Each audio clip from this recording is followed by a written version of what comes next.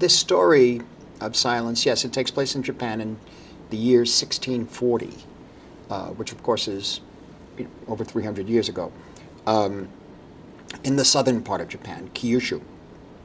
And so what transpired over the years, a series of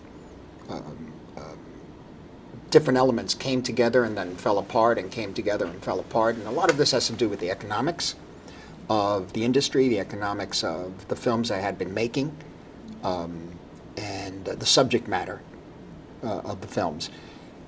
Overriding all of this was the fact that having first read the novel back in 1988, 89, it took me 15 or 16 years to be able to come to terms with how to write the script. And so over the years, different countries came to mind, possible locations, all these different layers started working themselves out. We even thought of shooting in the Midwestern America, in the Lake region, but anything to try to get the film made. Right around the same time, 2006, 2007, the script was finally put together. We did a trip to Japan in 2009, where we went to all the actual sites from which the book was written. In other words, all the actual places the book was written about. In the book they have different names, but these are the places that Endo took his inspiration from. That's also when we did most of our Japanese casting. Most of the key roles, to Nagasaki and different places. And after that, Taiwan became more of a really plausible place to be able to try to make this film. Also the landscape being in the south, the Kyushu landscape, its similarities. This is something that economically it turned out well for the film to be made here.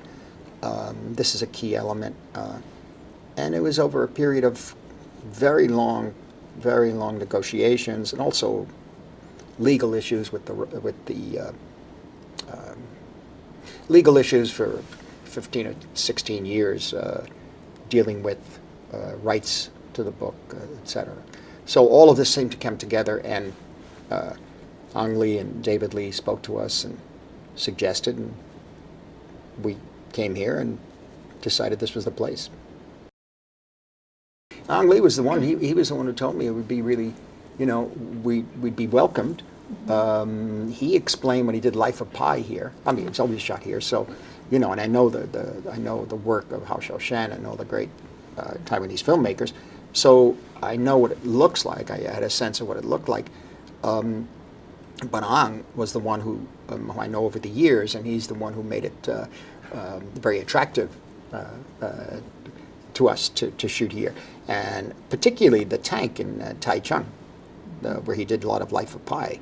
Then David's with him, so David, Ang Lee is part of the Film Foundation, which is the group that I have that raises money to restore films in Hollywood and around the world, and so we see each other a lot, and was interested really very much in the way he used 3D in Life of Pi, because I'm fascinated by it. So all of these elements came together at the right time. All of this really came together by the first few days of shooting. And so the desire and the ability and the experience, especially the younger people working on the picture, was something inspiring. So, anything I needed, if we, in the scale of this film, we could ask for. I don't say we get everything, but I've asked for a lot. But on any film, I asked that. Here, we were able to accomplish it. Oh, it's more of a personal. It's a personal more than interest for me. I've always been. I was very much a part of the Roman Catholic church tradition from the 1950s in New York. There have been many changes since then. I've gone through many changes. I'm 72 years old. But I find inquiring and curiosity about other cultures and beliefs, religions, political beliefs, all these sorts of things. The bedrock that I still have is the foundation I still have it has to do with the form of spirituality that I was immersed in Roman Catholicism, and that has to do with faith. And so, even towards the end of my life, faith is still something that I think about. I wonder about weakness, the human condition, really. And Endo's book was something that touched upon this in a very direct way. Well, yes, the time that we traveled greatly during our location scouting, which was amazing, the traveling.